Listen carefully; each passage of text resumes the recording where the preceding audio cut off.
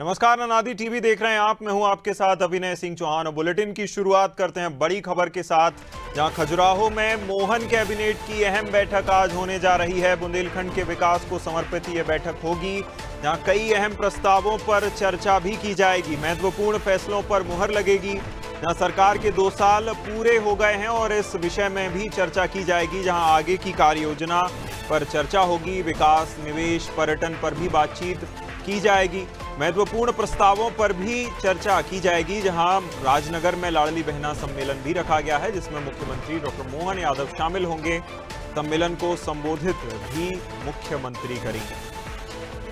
तो बड़ी खबर, बड़ी जानकारी खजुराहो से बता रहे हैं। मोहन कैबिनेट की बैठक आज खजुराहो में होने जा रही है। बुंदेलखंड के विकास को समर्पित ये बैठक होगी। कई अहम प्रस्तावों पर इस बैठक में मुहर लगेगी, जहां अहम फैसलों को भी लिया जा सकता है। सरकार के 2 साल पूरे होने को लेकर भी अब सरकार लगातार आगे की कार्य योजना पर काम कर रही है। जहां आगे की कार्य योजना भी सरकार इस बैठक में रखेगी। विकास, निवेश, पर्यटन पर भी बातचीत होगी, जहां महत्वपूर्ण प्रस्तावों पर चर्चा की जाएगी। राजनगर में लाडली बहना सम्मेलन आयोजित होगा।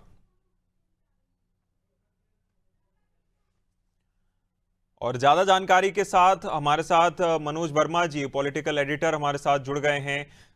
मनोज जी, जिस तरह का नया ट्रेंड अब शुरू हुआ है, डेस्टिनेशन कैबिनेट बैठक मोहन सरकार में शुरू हुई है, कितनी अहम ये बैठक बुंदेलखंड के लिए और क्या इसके मायने? देखिए, ऐसा नहीं कि पहली बार डेस्टिनेशन कैबिनेट हुई है। इसके पहले उमा भारती की बात हो, शिवराज सिंह चौहान की बात हो, या मोहन यादव सरकार में भी कई बार डेस्टिनेशन कैबिनेट की है। लेकिन ये इस लिहाज से महत्वपूर्ण है क्योंकि बुंदेलखंड को आमतौर पर ये माना जाता है कि पिछड़ा इलाका है। कल मुख्यमंत्री ने तमाम सारे विभागों की वहाँ समीक्षा बैठक की थी। लगभग पूरी सरकार खजुराहो में थी। आज भी मुख्यमंत्री खजुराहो में रहेंगे। आज सुबह की शुरुआत जो है वो अपने कई सारे कार्यक्रमों के साथ करेंगे। सबसे पहले वो कैबिनेट ब्रीफिंग होगी। इसके पहले लेकिन जो मूर्तियों का अनावरण हो रहा, महाराजा छत्रसाल और सरदार वल्लभ भाई पटेल की, जो महाराजा कन्वेंशन सेंटर है, जहाँ पर समीक्षा बैठक चल रही है।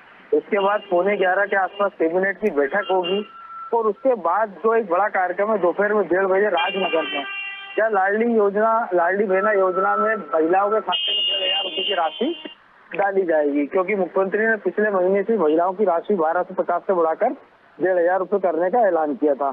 कैबिनेट की बैठक में जो महत्वपूर्ण निर्णय होना है, उसमें सबसे मेन चीज है कि जो बुंदेलखंड के विकास की शुरुआत हो सकती है। मसलन सागर दमोह, भोपाल विदिशा वाया रायसेन रोड का चौड़ीकरण के संबंध को मंजूरी मिल सकती है। इन सड़कों पे करीब 4,000 करोड़ रुपए का खर्चा होगा। इसके साथ ही लिमड़ी सालंदा रोड का चौड़ीकरण होगा और सबसे अहम जो है वो बुंदेलखंड मेडिकल कॉलेज जो कि सागर है, उसके उन्नयन प्रस्ताव पर चर्चा होगी। तो कुल मिलाकर कह सकते हैं कि बुंदेलखंड के लिहाज से आज की कैबिनेट बहुत महत्वपूर्ण होने वाली है। अभिनय, बिल्कुल, कहीं ना कहीं मनोज जी, देखिए, जब से जो है डॉक्टर मोहन यादव सरकार में आए हैं, मुख्यमंत्री बने हैं, उन्होंने बुंदेलखंड में पर्यटन को लेकर लगातार काम किया है। चाहे वह हॉस्पिटैलिटी के सेक्टर में जो हेरिटेज होटल हो उसका शुभारंभ करना हो, या फिर हम बात करते हैं हेलीकॉप्टर सेवाएं जैसी जो पर्यटकों के लिए दी जा रही हैं।